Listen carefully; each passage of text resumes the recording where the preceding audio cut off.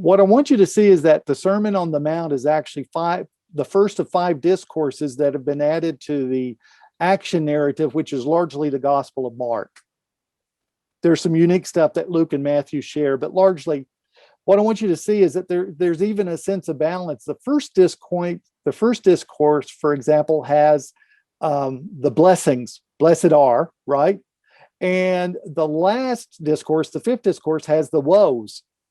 And so there's a sense in which these are intentionally framed as counterparts to each other. And the 2nd and the 4th discourse, one deals with engagement with others outside the Christian community in terms of mission activity. And the 4th one deals with life within the community. And so the middle one, if this was actually said in a stair step and then back down, the middle one's actually the parables.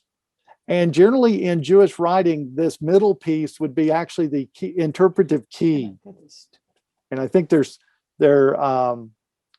possibilities for that. So anyway, Matthew, the Sermon on the Mount is the first of several large discourses in Matthew. By the way, the Gospel of Mark actually becomes kind of a secondary text in the early centuries of the church because most of it shows up in Matthew.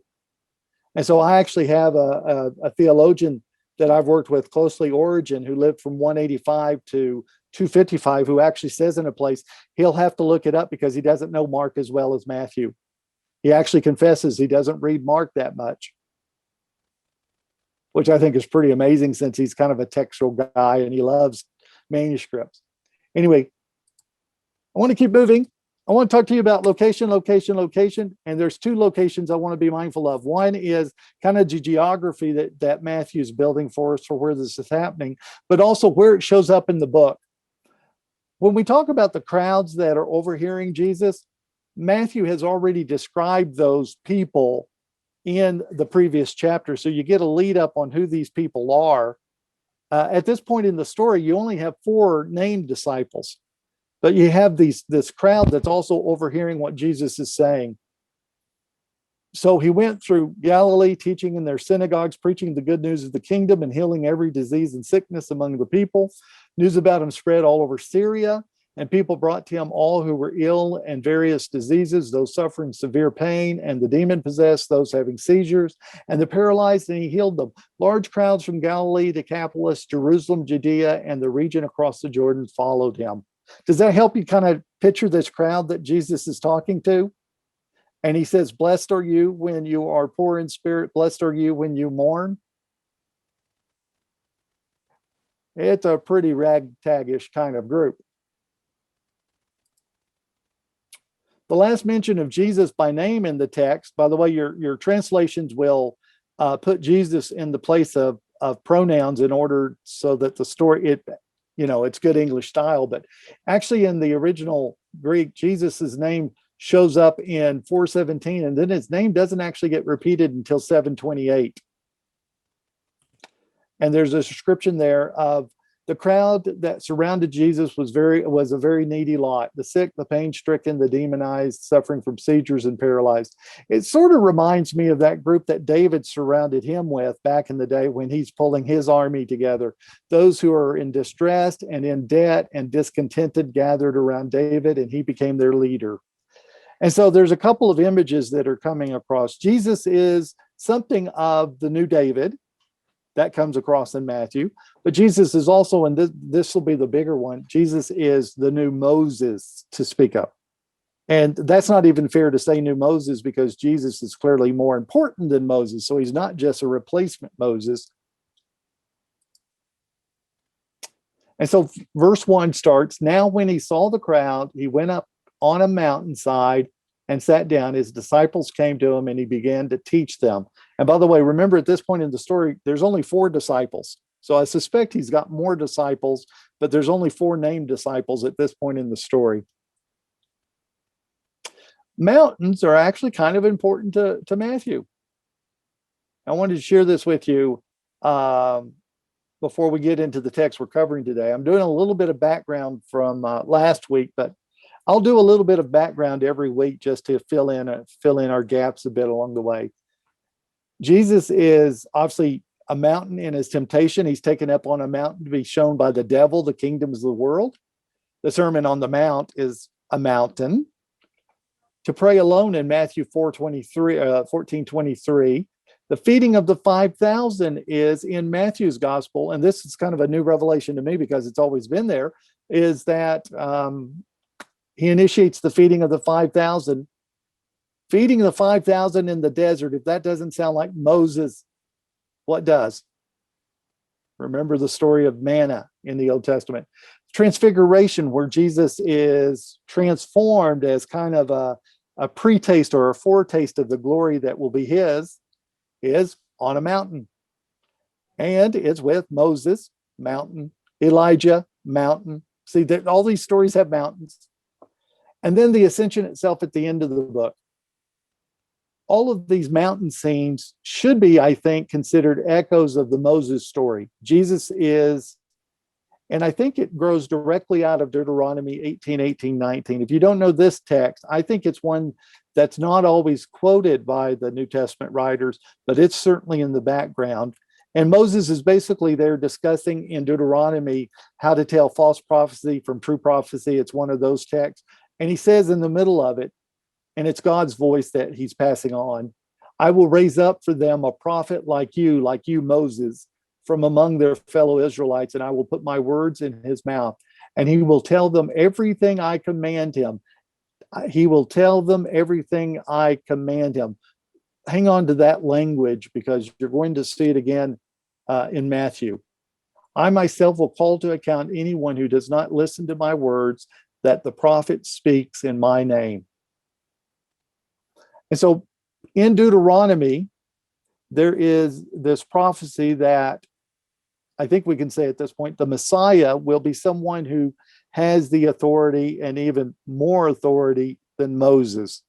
And so watch for the images in Matthew where Jesus, where you can say, boy, that just felt like Moses just a little bit, because it's in the background of what Matthew's doing for us. By the way, do you remember that in Deuteronomy, when the people were to get to the promised land, they were supposed to have a ceremonial session from the Mount of Blessing and the Mount of Cursing. And so it's not surprising in Matthew that you find blessings, Matthew 5, and curses, Matthew 23. So let's drop into our text. By the way, remember the last word we heard, this is hard to keep the connection, is blessed are you when you're persecuted. Blessed are you when you're persecuted. And then the next line, and listen, Jesus, the crowds, this ragtag crowd, 4 disciples at least, and maybe more, he says to them, you are the salt of the earth. I'm thinking Jesus should say, you guys work really hard and you can be the salt of the earth, but he just comes out and says it. It's kind of like the blessings. You are the salt of the earth, but if salt loses its saltiness, how can it be made salty again? It is no longer good for anything except to be thrown out and trampled by men. And so it seems to me that the quality that's being looked at here is the tastiness of salt. There's other things we can say, and people usually go in those directions in the commentary, that salt preserves and salt does other things. Salt can be a healing agent, et cetera, et cetera. But Jesus is clearly putting flavor is kind of what he has in mind here, saltiness. And then the next verse is, you are the light of the world. And again, this pronouncement to this group of people who, whether we're talking about the disciples themselves who are not important people in the world, at least not until much later. In fact, they're not really important until after they die. And they're important to people like us. But he says to this group, you are the light of the world. The city on a hill cannot be hidden. Neither do people light a lamp and put it under a bowl. Instead, they put it on its stand, and it gives light to everyone in the house. In the same way, let your light shine before men, that they may see your good deeds and praise your Father in heaven. Now, Jesus is going to deal in chapter 6 with being pretentious and showing off in front of people. And so once we get there, we'll get a corrective to, well, how can I do this without me being more important than God?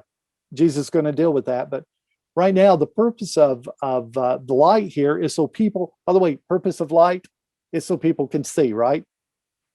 Kind of naturally connects. Purpose of salt is so people can taste. It's a taste agent. I'd like to share with you just a little bit of background now, background and foreground. I'm going to go in both directions. This is an interesting little proverbial saying that's from Job. Is tasteless food eaten without salt? Or is there flavor in the white of an egg? I refuse to touch it. Such food makes me ill. Obviously, it's in the story of Job, and so it's got a poetic place there. But it's interesting how food without salt is considered not worthy of eating. And so Jesus would have, of course, known this text. But what I think is more interesting is the other places where salt shows up as a metaphor. It's a metaphor for discipleship. In a section in Mark chapter 9 where Jesus is dropping just various little nuggets on discipleship. In fact, these two texts are really hard to understand in context because they don't seem to fit the context, or at least I'm not reading it in a way that does. But Jesus says, as he's coaching the disciples, talking to them about taking up their cross and following him, he says, everyone will be salted with fire. Doesn't give an explanation. It just sits there. That's what that text does. And it seems to be another way of saying, you guys, talking particularly to his disciples, you're going to experience persecution. But it's interesting that the word that is used, they are salted. That is, it's sprinkled on them like salt. Salt is good, but if it loses its saltiness, how can it be made salty again? Have salt among yourself and be at peace with each other. And here the image seems to be the idea of sharing salt at a table in fellowship. And so he's moving the image around a little bit. By the way, metaphors in the scriptures are particularly slippery. And so he can be talking at tastiness at the one moment, and then at the next moment, have salt among yourself. Seems to be some kind of a parallelism to be at peace with each other. Can you see how the two are kind of, I'm always looking for parallelisms because the Jewish folks love to put one line that repeated another line, and it also helped interpret. So don't lose your saltiness. Actually, a permission to be salty. I like it. But have salt among yourself. That notion of salt fellowship, that is sharing salt at a table with each other, is connected to an image that shows up in Colossians, where Paul is giving a series of admonitions on how to be a cross-shaped, Christ-shaped individual. And he says at the end of Colossians, let your conversation be always full of grace, seasoned with salt, so that you may know how to answer everyone. And it's an invitation to make sure that what you say is tasty. Not distasteful, but tasty. Earlier in Matthew 4, he had quoted Isaiah 9, 1-2, and he quotes this ancient text as an application to what's happening to them now with the coming of Jesus. Land of Zebulun, land of Naphtali, that's roughly Galilee, that's the northern part of Palestine. The way to the sea along the Jordan, Galilee of the Gentiles, the people living in darkness have seen a great light, and on those living in the land of the shadow of death, a light has dawned. And so this notion of light has already shown up. And so the text has already demonstrated that Jesus is, in fact, the light. A little bit later on the Sermon on the Mount, we'll have this text, and we won't spread it out too much here, but the eye of the lamp is the body. And if your eyes are healthy, your whole body will be full of light. But if your eyes are unhealthy, your whole body will be full of darkness. And then if the light within you is darkness, how great is that darkness? We'll talk about this text because it's got some interesting word plays in it, but it shows the importance of the metaphor light. And let me kind of jump ahead a little bit and say, the purpose of salt is to make things taste better. The purpose of light is to dispel darkness and provide illumination. That's kind of the point of the text. What's amazing is that Jesus is announcing that these people in front of him are those salt shakers and are those lamps. Now, how that all works out is going to take some time. And as we know, that not all of the crowds are going to accept the way of Jesus. The metaphors of light and salt. By the way, Canadians tend to go metaphor. Texans tend to go metaphor. The metaphors of salt and light show us that we are called for the sake of the world. And so from the very beginning, Jesus is telling his disciples that they don't exist for their own sake. They've not been called into relationship, but it's for the sake of the world. I also think we tend to miss that one in our times too, is that God has called us to use us up and to expend us. And that's a good thing. And so Jesus offers this grand invitation here in the same way, kind of the application of his salt and light. Let your light shine before men that they may see your good deeds and praise your Father in heaven.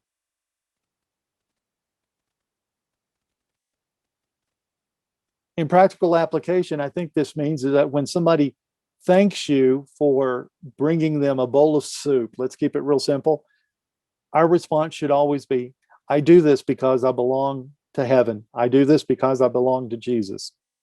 Yeah. And so every time, yeah. It's not trickery. In fact, it's not uncommon to find yourself in the position that if you do something nice for someone, they might come to church with you. You do something nice for someone because they're created in the image of Jesus.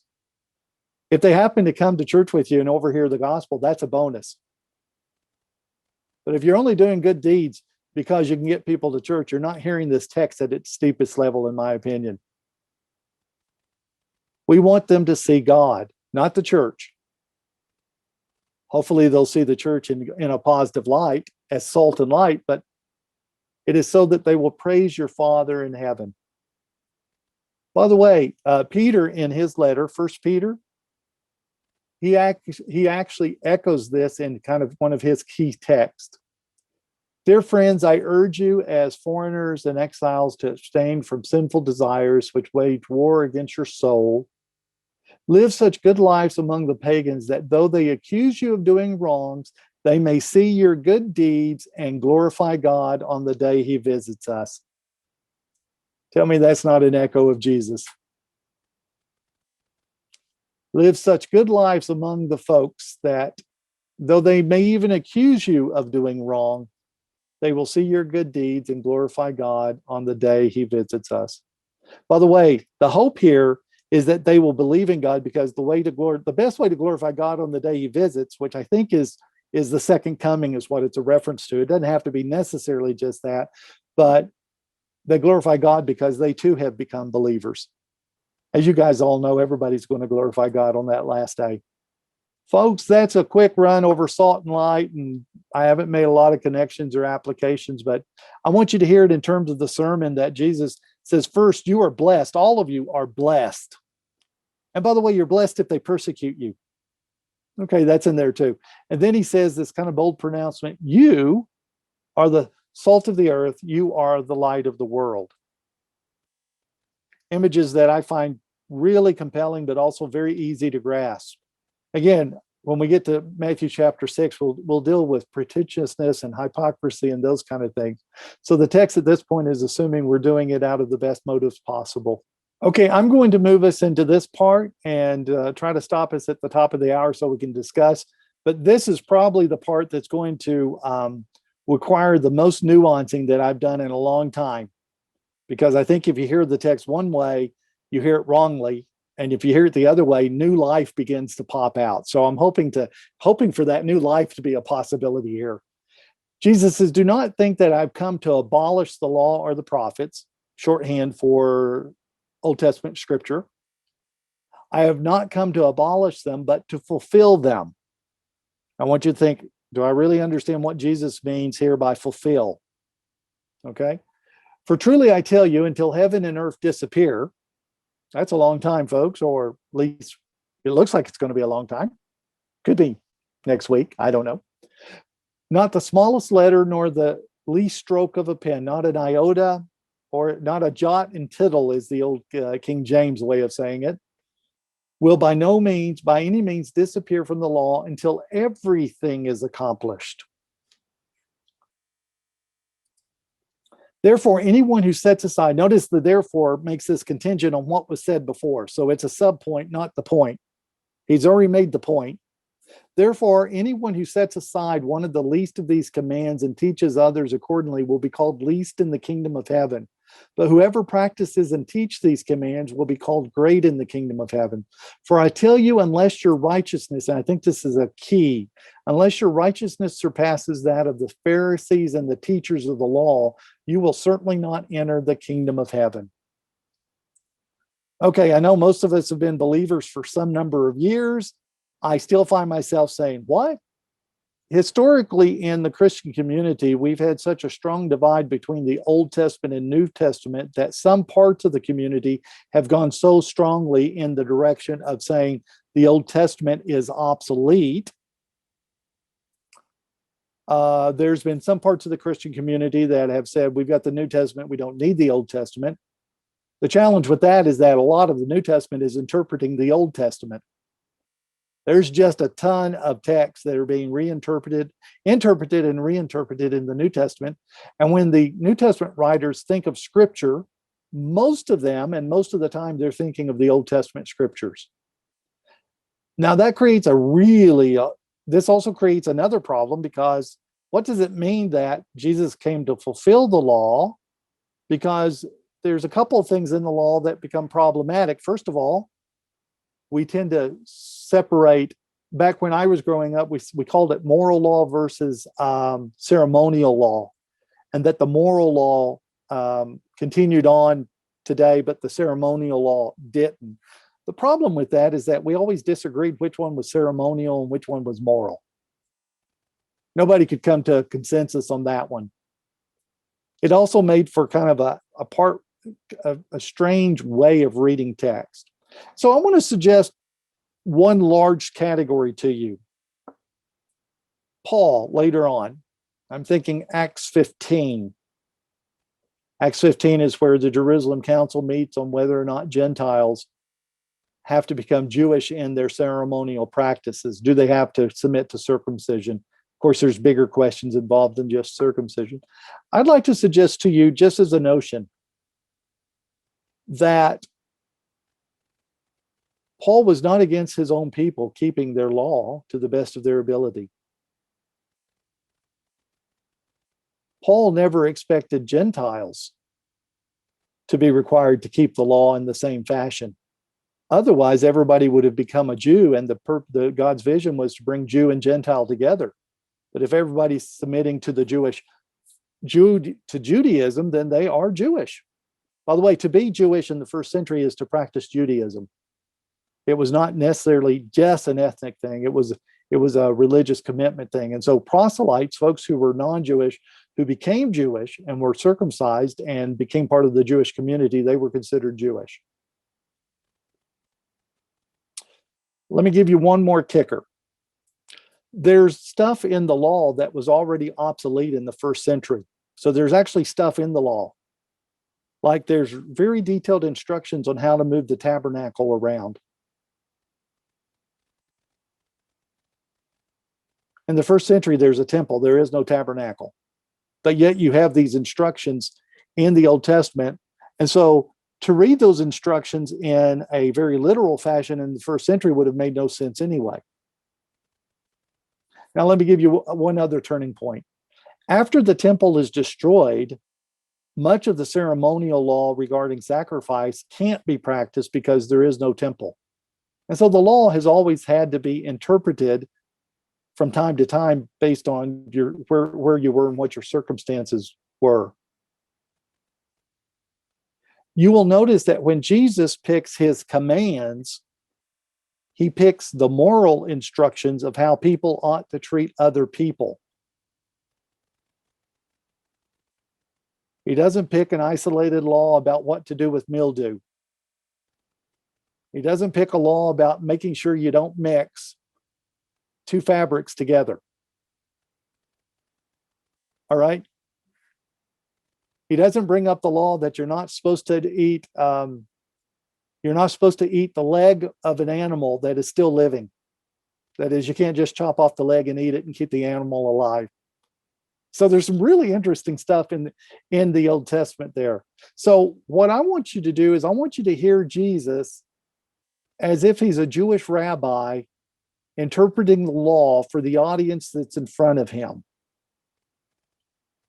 And he's done a couple of things for us. One is that he says he hasn't come to abolish, but to fulfill. And the word fulfill doesn't mean that we have to always think in terms of a prediction with an event in history that fulfills it. We can think of what Matthew's already done this for us. Matthew said, so fulfilled, so that which was spoken by Hosea the prophet was fulfilled. Out of Egypt I called my son. And he's quoting Hosea 11:1. And Hosea 11:1, the son is very clearly Israel. There's nothing to be fulfilled there. There's not a promise to be fulfilled. And so it's what we might call, in the older literature, it was called typological. We have a type, Israel is like Christ, and then we have the antitype, the other side of the coin. Jesus is the son that's now called out of Israel. And so fulfilling the text is sometimes living out the true intention of the text. Let me give you another example. The temptation of Jesus is intentionally framed in the language of Deuteronomy 6, 7, and 8, in which Israel is tested in the wilderness. Jesus is tested in the wilderness. Every time Satan gives him a temptation, Jesus quotes from Deuteronomy, from that text. And so it's clearly what's going on in the temptation. Jesus is experiencing for 40 days what Israel experienced for 40 years. Get the connection. Jesus is experiencing temptation, but he is doing it correctly. He fulfills it. He completes it. He makes it full. So Jesus did not come to destroy the law and the prophets. By the way, in Hebrews, there's this one text that talks about the old covenant becoming obsolete and about to disappear. That can't be a reference to the Old Testament because I still have a copy of it. Paul says something interesting about who Jesus is in Romans chapter 10, verse 4. He mentions that Jesus is the end of the law, which some people means that he killed the law and it was over. Now, that's the word in there is teleos. It's the word for completeness, and it can be the goal of the law. The proper outcome of understanding the law, which I think is kind of shorthand for the whole Old Testament, is Jesus. Jesus is the fulfillment of it. But notice the text leaves open that Jesus has come to accomplish everything and doesn't define exactly what that is in our text. Okay, I'm not going to answer all the problems for us, but I'm going to hopefully give us a different way of thinking about what's going on here. It is typical. By the way, I sent you a new outline out this week where I've changed some of the language on the outline because I've actually changed my mind on what's going on there.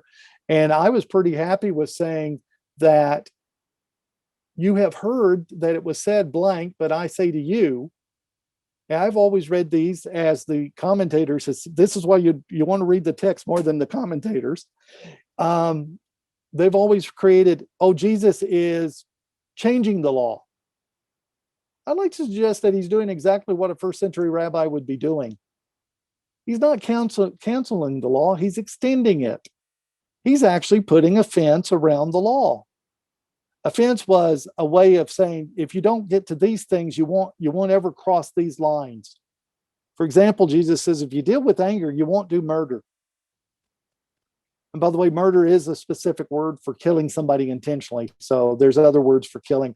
So the loose translation of do not kill doesn't quite get the 10 Commandments quite right. And so I want you to hear these as Jesus saying, you have heard that it was said. Now you have to be careful here because sometimes Jesus will in fact quote tradition that he's pushing up against. But in most of the cases, he's actually quoting directly from the commandments from the Old Testament. Jesus, and this is, I think, the key to hearing Jesus. Jesus is calling us to a righteousness that exceeds that of the scribes and Pharisees. I want us to think about that. The Pharisees were the most obedient people to the law to ever live. Their whole existence, in fact, their background seems to come out of the anti-Hellenistic or Greek impulse that was going on in the first century. And so their whole existence was built around keeping us Jewish. We are Jewish and we're going to be Jewish and we're Jewish. And they worked really hard at it. I doubt that any of us have the discipline to be as meticulous as any Pharisee ever was. Now, if you happen to be that type A person, I don't mean to insult you, but most of us, listen, they spent every day reading the text very carefully. The scribes made sure that the text was passed down from generation to generation, so they were copying the text on a regular basis. They would go to great lengths not to break the law. And you'll see some of that played out in the gospel narrative. Yet, even here, folks, God was looking for something different. In Matthew's gospel, Jesus quotes Hosea 6:6 twice. Mark does not quote it at all in stories that they share. Once in chapter 9, verse 13, and once again in 12:7. This is a key text for what's going on here. I desire mercy, not sacrifice. An acknowledgement of God rather than burnt offerings. When Jesus is critiqued for his ministry, this becomes in Matthew one of the explanations of why he's doing what he's doing. I want us to take a little closer look at the text. In Hosea, the word that's translated mercy is actually the famous Hebrew word chesed. Dr. Graham, here's a word that you need to say with a little bit of a guttural sound to it. Chesed. And it's the word for covenant faithfulness. Steadfast love. You know the psalm where it says his steadfast love endures forever? And so the Bible will translate it as steadfast love, covenant love, but it's this loyalty that God has for his people. And it's the loyalty that he's anticipating in return. And so for some reason, the Greek translators, when they translated this text into Greek in the Septuagint, they translated it with eleos, which is the Greek word for mercy, and moves in the direction of compassion. But in the original text, if we were able to go back and listen to the Hebrew and the resonance of the Hebrew, what we would hear, I desire covenant loyalty faithfulness, which, by the way, was directly tied in throughout the prophets in how you take care of the widows, the orphan, and the poor, and the aliens, all of those that were at disadvantage. And so chesed loyalty nearly always dealt with how you deal with each other. If you want to see an example of this, look at Jeremiah's sermon in front of the temple in Jeremiah chapter 7, where he basically says, you've broken covenant, and his evidence for that is the way that they're treating disadvantaged people. Okay, so what I want to do is I want to begin to train your mind that when you hear the word mercy, you hear loyalty, faithfulness connected to compassion. Righteousness must be composed of covenant loyalty and compassion.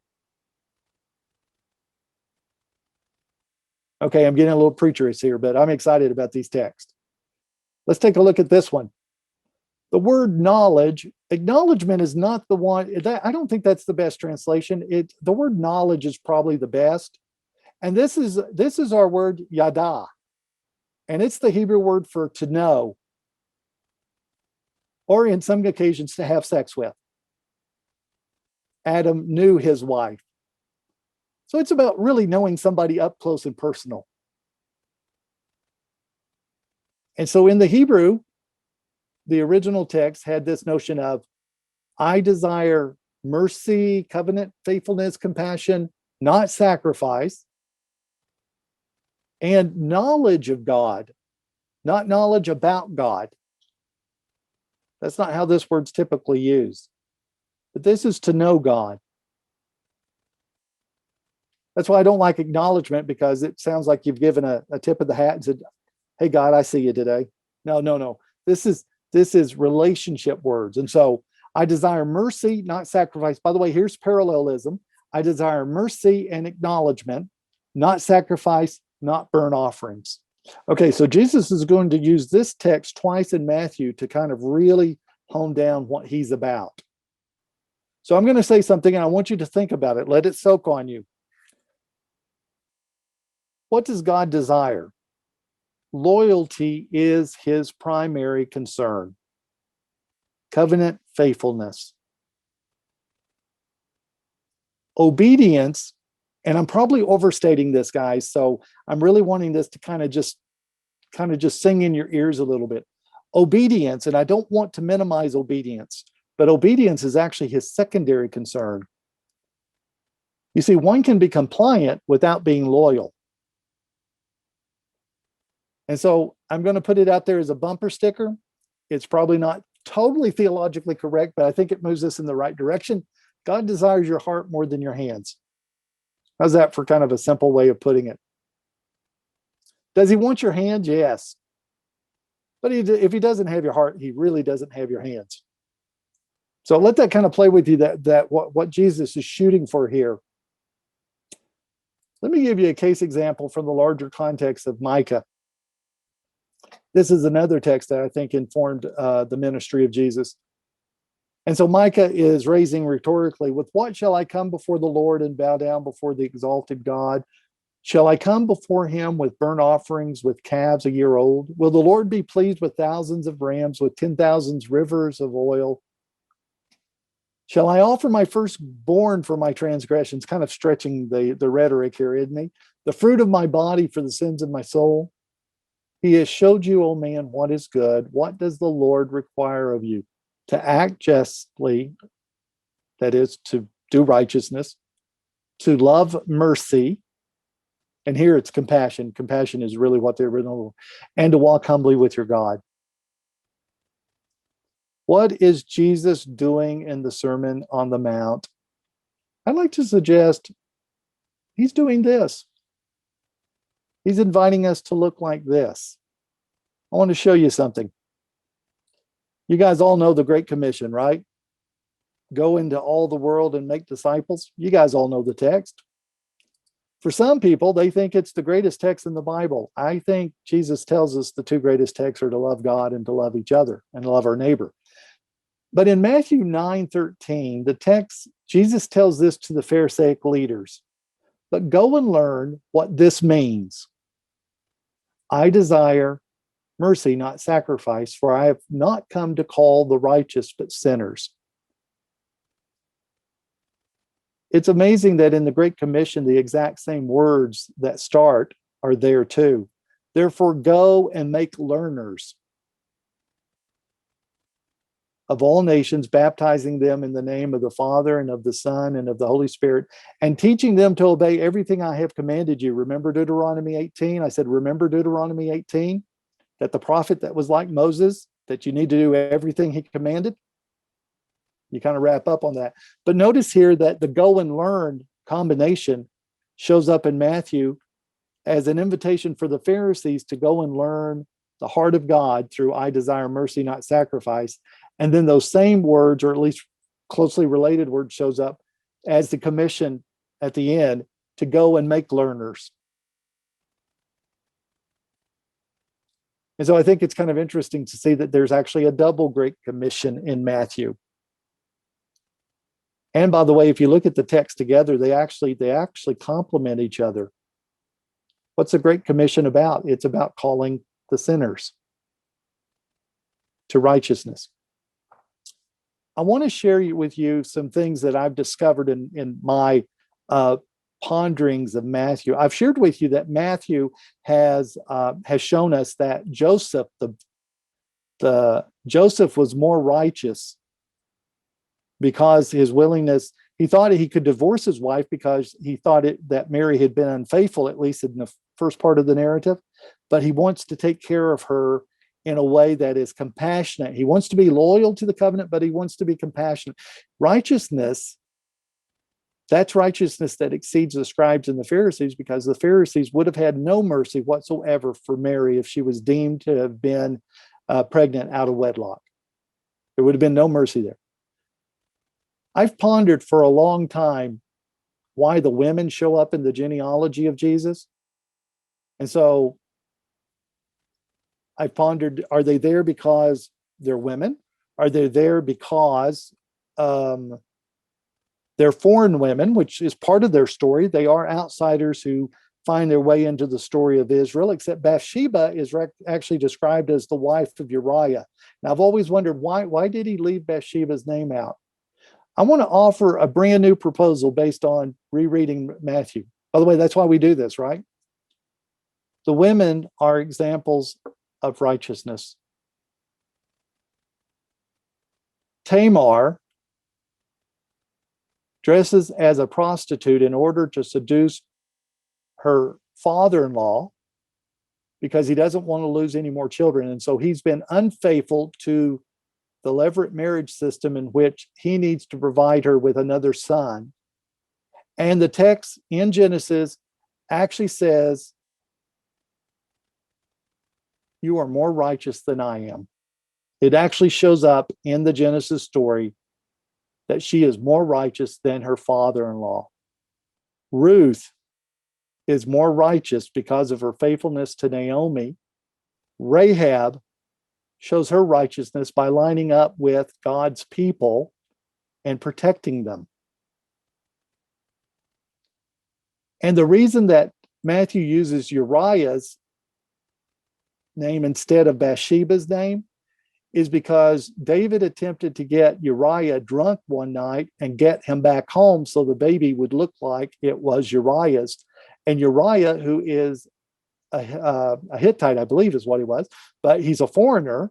And Uriah was more righteous than David because he was faithful to his covenant to be a soldier for Israel. And with that little insight, I begin to say, maybe I should read the women in the genealogy of Jesus even differently now.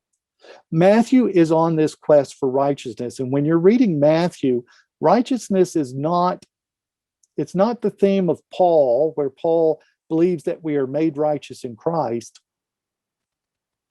I'm not saying Matthew doesn't believe that, but Matthew believes righteousness is us getting in step with the ways of God. It's actually doing things. We can be righteous in the things we do.